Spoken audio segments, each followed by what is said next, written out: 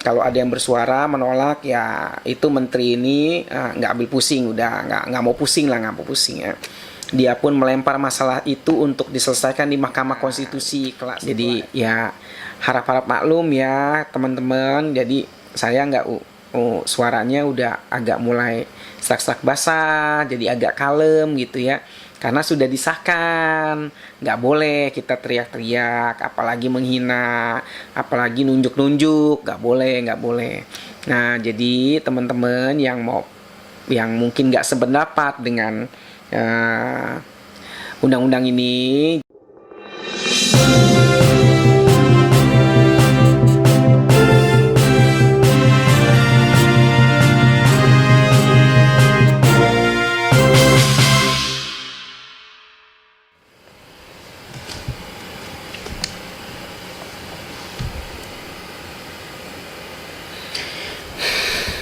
Baik, Assalamualaikum warahmatullahi wabarakatuh. Guys, kembali lagi bersama saya orang lembur dari negeri antah berantah. Nah, guys, masih seputar RKUHP ya. Karena RKUHP ini kemarin ya, hitungannya kemarin ya, karena ini jam 2 pagi. Hitungan kemarin itu sempat beberapa pendemo sempat nggak sampai malam ya di depan gedung DPR.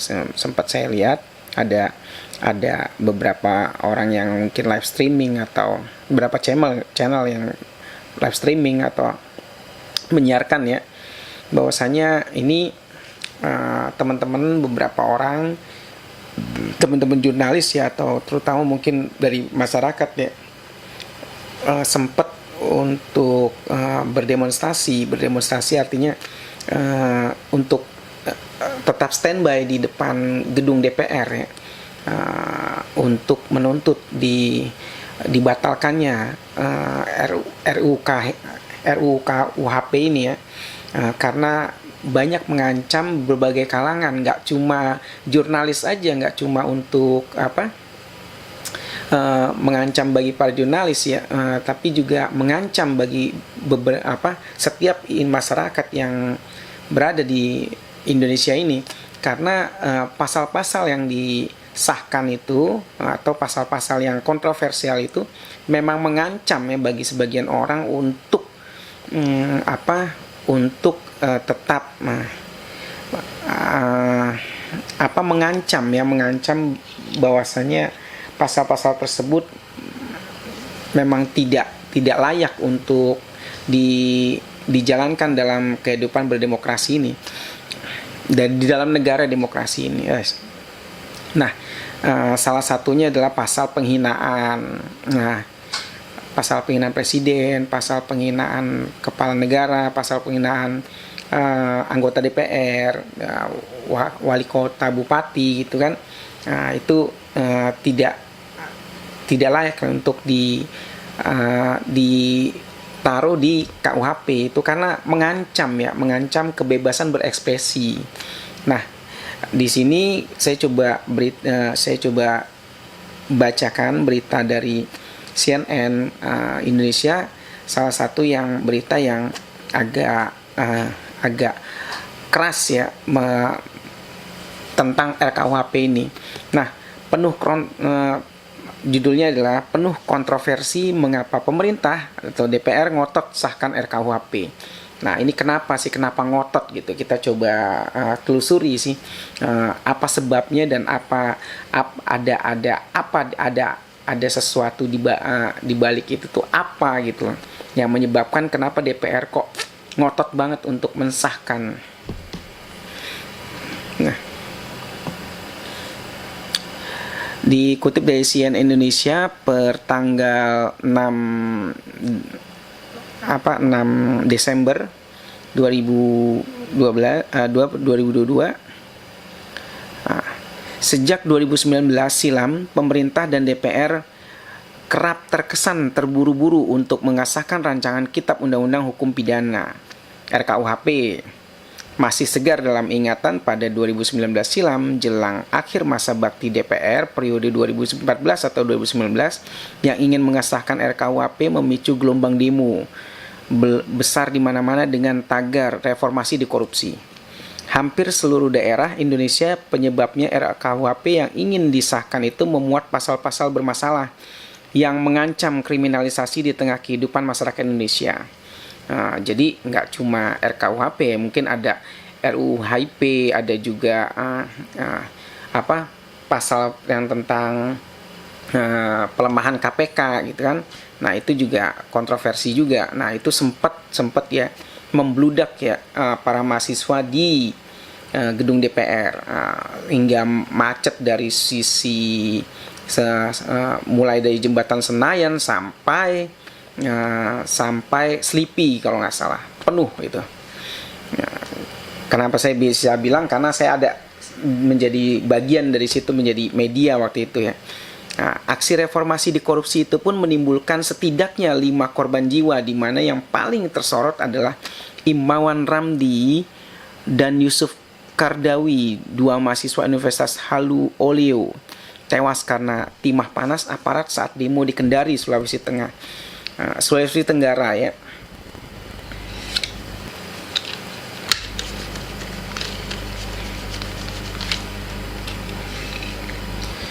Nah, pengesahan RKUHP itu terus tertunda selama lebih dari 3 tahun terakhir. Pemerintah dan DPR pun gencar melakukan sosialisasi untuk memberitahu kepada publik mengapa diperlukan KUHP yang baru. Pun ada beberapa perubahan dalam draft RKUHP, sempat dirubah ya, hingga kekinian direncanakan disahkan dalam rapat paripurna di Kompleks Parlemen Selasa 6 Desember.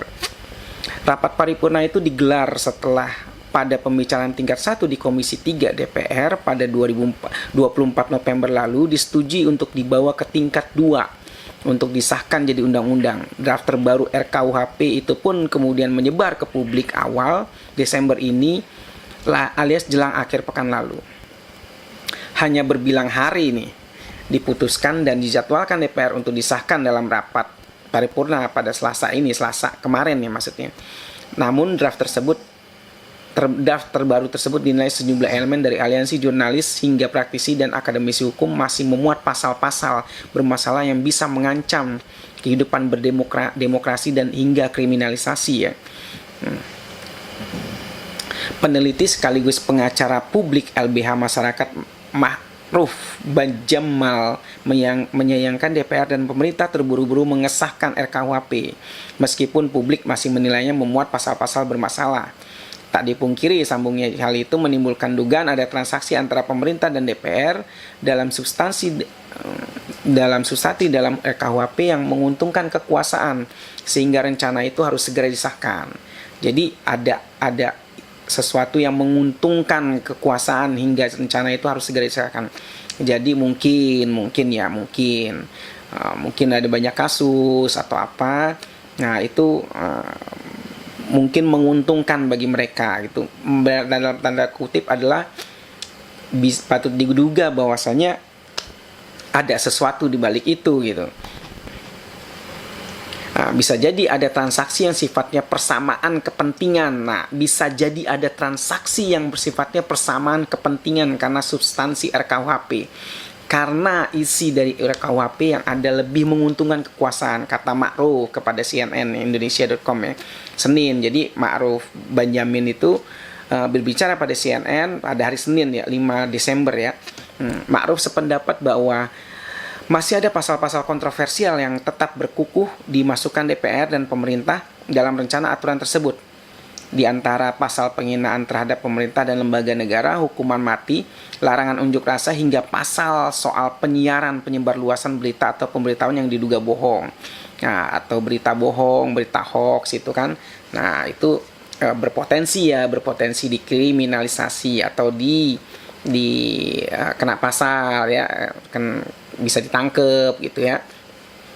Tapi kalau yang udah ada sempat bicara ada di kantong saya 11.000 triliun mungkin nggak beda itu ya, mungkin beda karena yang bicara mungkin ya nggak jelas gitu siapa ya gitu. kan saya nggak sebut nama loh ya. Nah, jadi harap maklum, ada 11 T di kantong, mungkin ada 11.000 rupiah di kantong, atau isinya 500 perak, ya bisa jadi gitu kan. Nggak mungkin nggak bisa tangkep, karena kan bukan hoax gitu kan. Kalau diperiksa ada mungkin dia ngakunya 11.000 perak, pas mau bayar warteg gitu kan. Nah, tahu-tahu di dompet cuma 500 perak. Itu nggak bisa ditangkep kan, cuma nilainya cuma 11.000 gitu kan. Beda sama yang bilang 11.000 T, beda. Ia menilai pasal kontroversial itu potensial untuk mengkriminalisasi seseorang yang berlainan pandangan dengan kekuasaan, berbeda pandangannya. Pasal-pasal tersebut berpotensi membungkam kebebasan masyarakat sipil dan mencederai demokrasi, kata dia. Di sisi lain, Ma'ruf berpandangan DPR tengah belajar dari pengalaman demo besar-besaran menolak RKUHP pada tahun 2019. Demo besar-besaran ya. Pada masa itu penolakan besar dari masyarakat atas RKUHP sehingga DPR dan pemerintah ngotot. Di sini tulisannya ngotot. Jelas ini ada beritanya, ngotot segera mengesahkan sebelum terjadinya demo besar-besaran, bukan demi ya, demo besar-besaran. Ini salah ketik CNN ya. Sehingga mereka mengagendakan pengesahan cepat agar masyarakat kesulitan berkonsolidasi untuk melakukan demonstrasi besar penolakan RKUHP yang ada, kata dia. Jadi kalau orang demo mungkin konsolidasi dulu gitu kan. Ini buat demo apa nih kan? Berapa masa orangnya, pemberitahuannya sudah belum gitu kan. Jadi ada konsolidasi itu gitu kan. Nah, itu yang dicegah sama DPR mungkin ya, mungkin ya. Nah, senada pakar hukum dari Universitas Trisakti, Abdul Fikar Hajar, menilai pemerintah dan DPR sekadar kejar target, buru-buru mengesahkan RKUHP tanpa menyaring aspirasi masyarakat lebih luas untuk saling terlibat dalam pembahasan. Terlebih lagi, ia menilai masih banyak pasal-pasal kontroversial dalam RKUHP yang melanggar prinsip demokrasi. Yang saya bilang itu kejar target. Karena sudah lama kan secara substansi isinya masih banyak yang melanggar demokrasi, kata Fikar. Ia mencontohkan pasal penghinaan kepada pemerintah atau lembaga negara tak perlu dimasukkan kembali dalam rancangan KUHP. Alasannya pasal-pasal itu dianggap memunculkan semangat neokolonialisme. Sebab pasal itu awalnya bermula dari pemerintah Hindia Belanda yang menerapkan pasal penghinaan terhadap ratu. Ini yang dimaksud pasal neokolonialisme itu pasal penghinaan terhadap ratu ya dulu. Pasal penghinaan terhadap ratu itu dilanjutkan oleh pemerintah pasca kemerdekaan menjadi pasal penghinaan presiden. Fikar berpendapat kondisi tidak bisa diadopsi karena Belanda mengandung sistem monarki parlementer, sementara Indonesia mengandung sistem presidensial demokratis.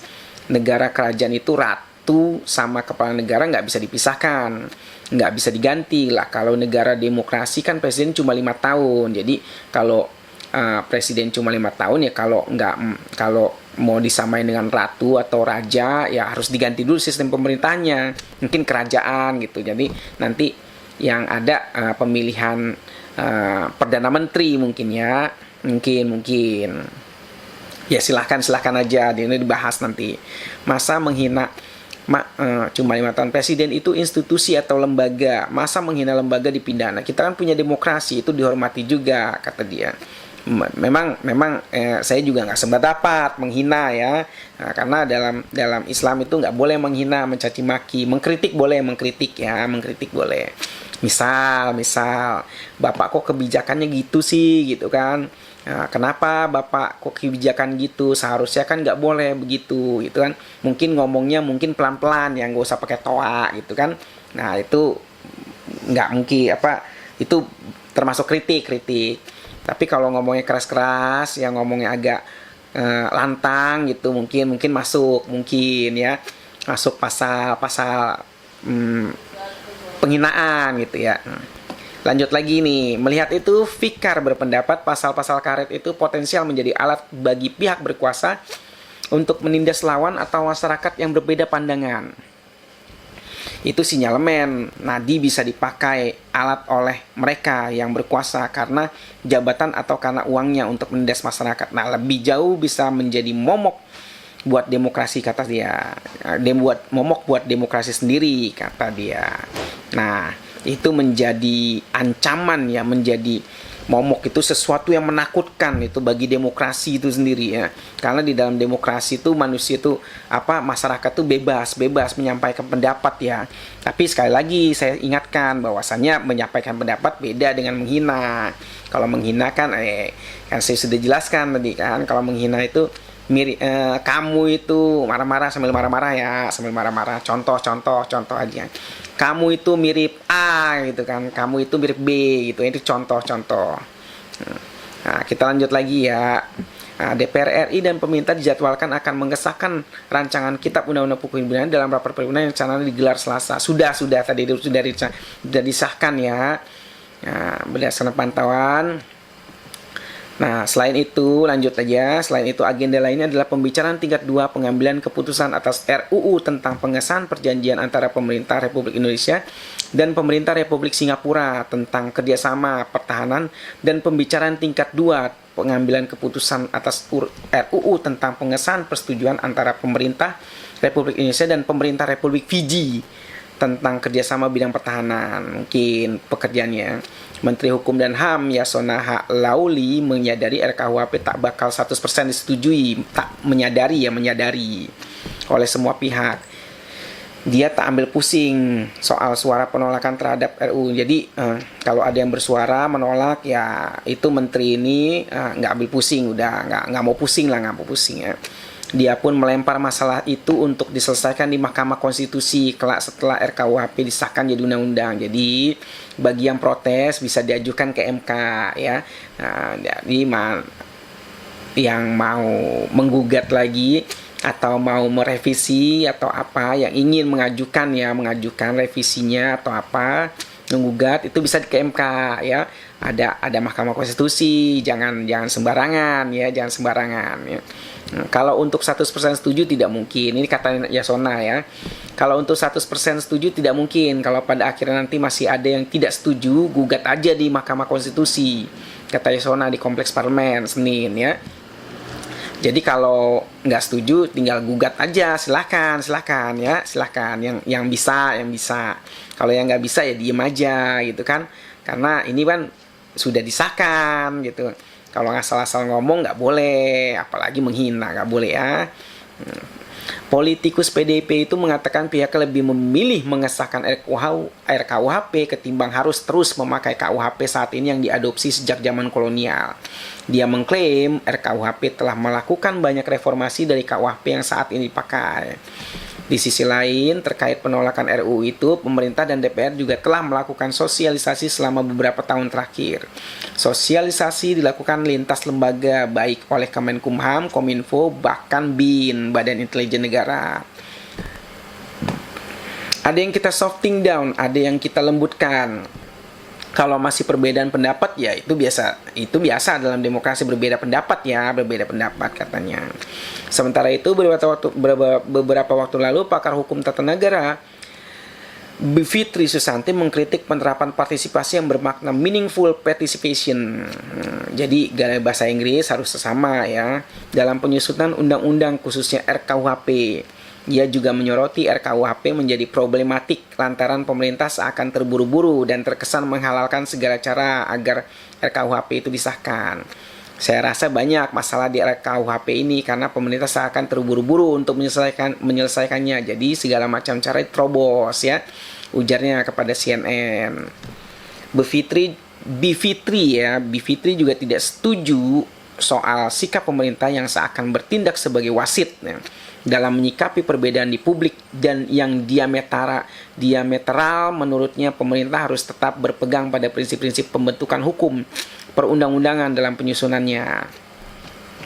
Saya nggak setuju. Tugas pemerintah bukan seperti wasit di antara golongan masyarakat, tapi tugas pembentuk hukum adalah berpegang kepada prinsip. Jadi bukannya seperti wasit antara 2 atau sekian provinsi, harusnya punya pegangan prinsip-prinsip rule of the law, tegas Bivitri ya. Bivitri juga menyinggung azas meaningful participation yang sebelumnya telah diputuskan MK. Menurut dia, dalam kasus RKUHP ini, hak publik susah untuk memenuhi hal tersebut. Kalau menurut MK sendiri, partisipasi bermakna itu ada hak didengar, ada hak untuk didengar ya, dipertimbangkan dan mendapatkan jawaban atas pertimbangan, terutama yang kedua ketiga ini harus kritik, ujarnya ya. Jadi karena memang sudah disetujui, jadi B Fitri ini mungkin merasa ada masalah ya, mungkin B Fitri ini juga mungkin bisa ajukan nanti ke MK ya, pakar hukum tata negara. Jadi ya harap-harap maklum ya teman-teman. Jadi saya nggak suaranya udah agak mulai serak-serak basah, jadi agak kalem gitu ya.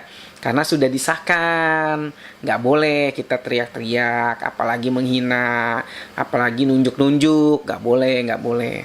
Nah, jadi teman-teman yang mungkin nggak sependapat dengan undang-undang ini, jadi harap maklum bisa diajukan nanti ke MK ya. MK mungkin bersedia menerima undangan kan.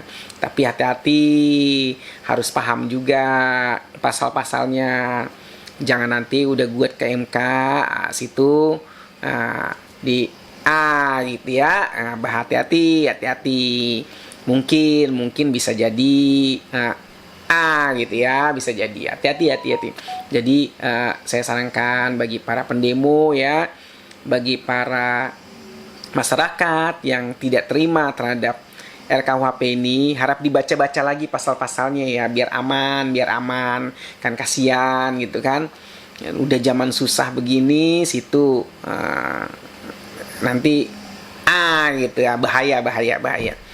Baik guys, kita udahi terlebih dulu ya, karena sudah agak malam ya, karena juga materinya juga sudah habis gitu kan. Ya semoga kita doakan saja, semoga anggota DPR sehat-sehat selalu ya.